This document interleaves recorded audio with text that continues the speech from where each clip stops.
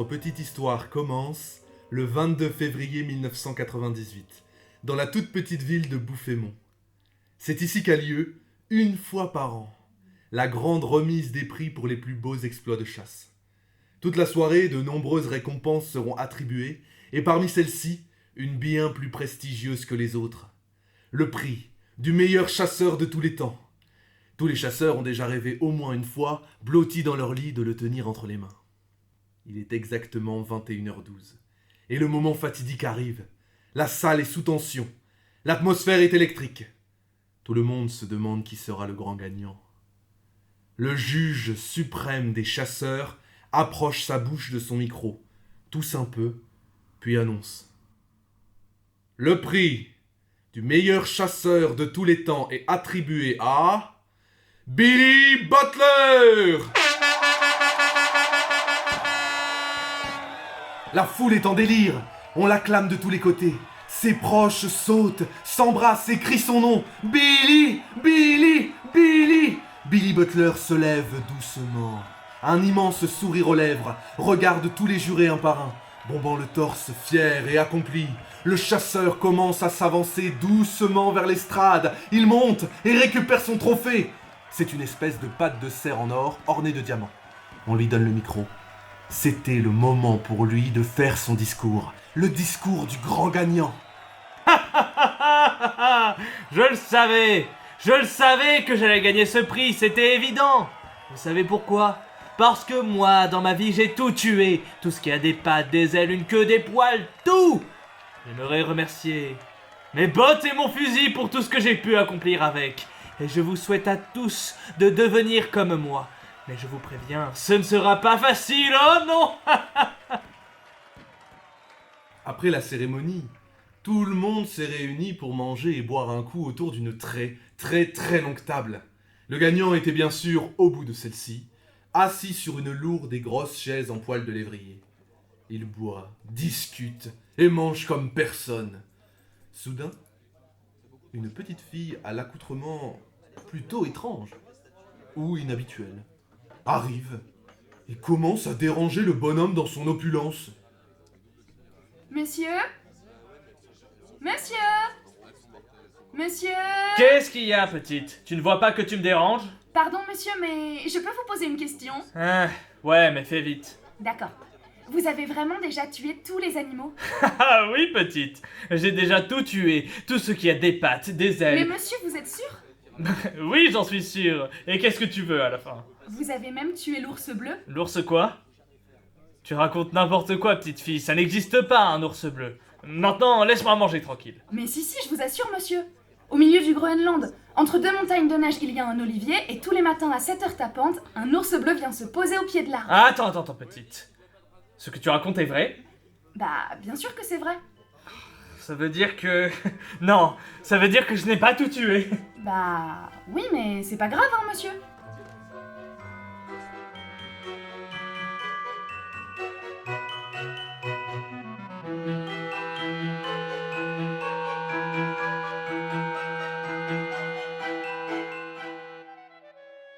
Ni une, ni deux. Billy Butler prit un billet pour le Groenland, sa plus grosse doudoune kaki et son meilleur fusil. Le lendemain, à 6h30, il était là, caché sous la neige devant l'olivier à attendre l'arrivée de l'ours bleu. Quand je le vois, je le tue. Il est 6h40 et rien. 6h50, rien. 6h55, toujours rien. Mais à 7h pile, l'ours bleu est là.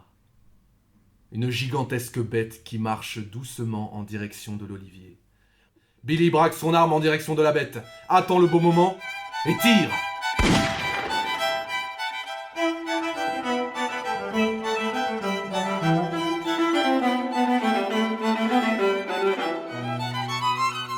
La balle fend l'air à toute vitesse et se retrouve quelques millisecondes plus tard, logée entre les deux yeux de l'animal. Mais à la grande surprise de l'expert, l'ours est toujours debout. Il n'a pas bronché d'un poil comme si de rien n'était. Il se mit à frotter son front avec sa grosse patte bleue et la balle tomba sur le sol, pour finir noyée entre les flocons de neige. Comment? Tout à coup, l'ours tourne rapidement la tête en direction de Billy. Il l'a vu. L'homme fut soudain pris d'un cruel frisson. Lui, qui n'avait jamais reculé devant rien, était confronté pour la première fois à la peur. La peur pure, fraîche, glaciale. Il commence à recharger son arme maladroitement. Mais avant même qu'il n'eût le temps de tirer, l'ours le balaya d'un violent coup de griffe.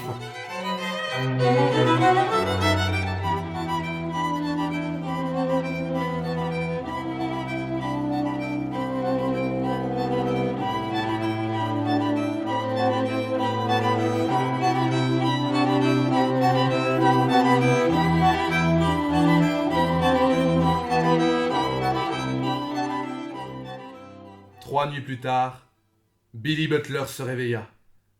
La tête embrumée et le visage marqué de 3 grosses cicatrices. Devant lui se tenaient sa femme et ses 2 enfants, le regard plein de tristesse, saupoudré d'un soupçon de soulagement. Ils n'eurent même pas le temps de prononcer un mot que le chasseur annonça. « Demain, je le tue. » Sur ces paroles, le chasseur se lève, en tenue de malade. Il marche jusqu'à chez lui, sans détourner le regard de son objectif. La rage entre les dents. Arrivé devant sa demeure, il descend dans la cave et décroche du mur son superbe fusil à pompe spécial très gros gibier. Voilà. Ce sera parfait. Le lendemain, il est de retour sur le terrain. Son arme légendaire à la main et sa détermination métallique dans le ventre. Le même chasseur allait affronter le même ours devant le même olivier. Mais cette fois-ci, il avait une plus grosse arme. À cette heure tapante, arriva ce qui devait arriver. Il est là, toujours aussi impressionnant, toujours aussi massif, et toujours aussi bleu. L'ours s'avance vers l'olivier. Il s'allonge, et à ce moment-là, Billy Butler, qui était caché non loin, bondit et se mit à courir vers la bête. Tu vas tomber comme un petit lapin, monstre. Une fois assez proche, il vise l'œil droit et tire. Le monstre bleu a juste eu le temps de cligner des yeux. La balle arrive devant sa paupière et rebondit sur celle-ci. Puis tombe et se noie dans la neige. Peut-être est-elle tombée juste à côté de son ami l'autre balle? Peut-être sont-elles ensemble? Mais c'était des questions que le chasseur ne se posait pas vraiment à ce moment précis. Il était encore plus effrayé que la première fois. Il n'eut même pas le temps de se retourner pour courir que l'ours lui sauta dessus, écrasant sa cage thoracique. Puis s'en alla.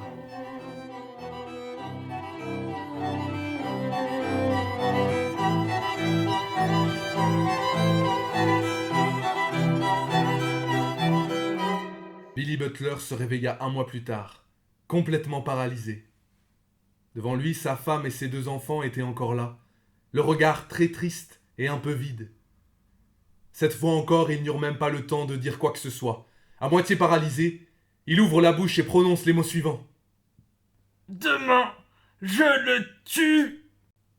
Il était complètement bloqué. Les seules parties du corps qu'il contrôlait encore étaient les yeux, la bouche et le doigt. Ce qui, selon lui, était largement suffisant pour vaincre son ennemi. Il se fit déposer en hélicoptère. Un énorme minigun dans chaque main, les yeux rouges, remplis de rage et de vengeance, avec la ferme intention de transformer l'ours en bouillie. Il était 7 heures. L'heure du glas avait sonné. Cette fois-ci, Billy Butler ne s'est pas caché. Il s'est mis bien en évidence, comme un chef de guerre entre l'olivier et la trajectoire de l'ours. La bête s'approche doucement de l'homme, sans crainte ni violence. Allez, approche-toi encore un peu, gentil nounours. Voilà, comme ça. C'est bien, un pas devant l'autre, super. Encore un peu, encore un peu, encore un tout petit peu et... tu es mort.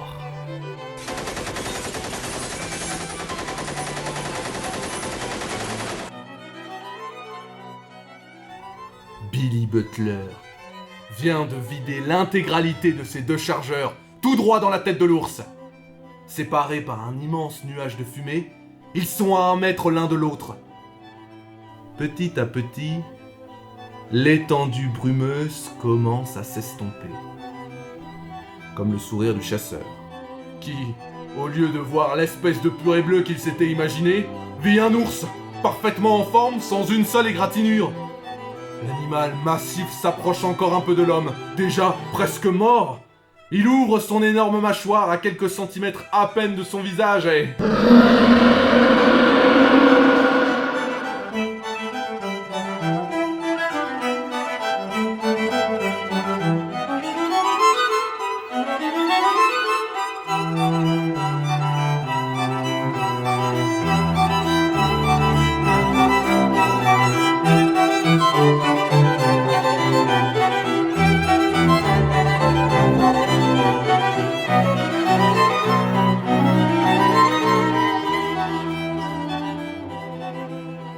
poussé un effroyable cri qui résonna dans tout le Groenland. Ce cri était tellement puissant qu'une feuille de l'olivier s'était détachée de l'arbre pour se poser délicatement sur la neige. Billy Butler, les yeux fermés, attend sagement sa mort, la tête et le cœur en plein néant. Mais après plusieurs interminables minutes, rien. Toujours rien. Il se demande où il est. Qui il est. S'il est toujours vivant. S'il est au paradis, en enfer ou dans le ventre de l'ours bleu. Finalement, ses deux paupières se soulèvent avec timidité. Il est vivant, seul au milieu des magnifiques plaines de neige blanche du Groenland. Au loin, un petit point bleu qui disparaît petit à petit dans le paysage. Et une feuille verte tombée au pied d'un olivier. Depuis ce jour, plus personne n'a jamais vu l'ours bleu. Aujourd'hui, Billy Butler fait de l'huile d'olive, qu'il vend sur le marché de Bouffémont. Tous les soirs, avant de s'endormir, il ouvre le tiroir de sa table de nuit et sourit en regardant une vieille feuille toute sèche. Quand on lui demande de raconter ses exploits, il dit... Eh ben, vous savez moi, ça doit faire une bonne 20aine d'années que je n'ai plus rien tué.